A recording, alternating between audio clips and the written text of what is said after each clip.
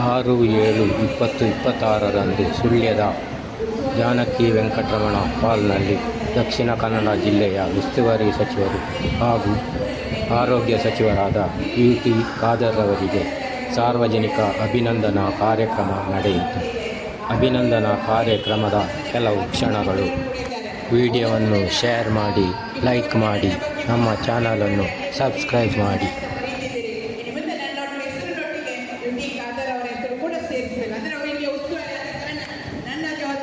ಸರ್ಕಾರದಿಂದ ಭರಿಸುವ ಅನುದಾನವನ್ನು ಭರಿಸುವಂತ ಕೆಲಸಕ್ಕೆ ಸಚಿವರು ನಮ್ಮೊಟ್ಟಿಗಿದ್ದಾರೆ.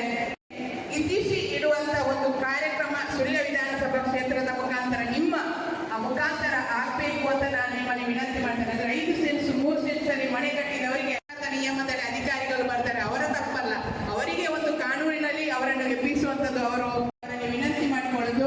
ನಮ್ಮ ಸುಳ್ಯ ವಿಧಾನಸಭಾ ಕ್ಷೇತ್ರ ಫಾರೆಸ್ಟ್ ಏರಿಯಾ ತುಂಬಾ ಇದೆ.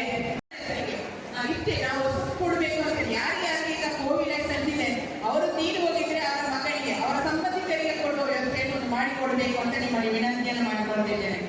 ಅದರ ಜೊತೆಗೆ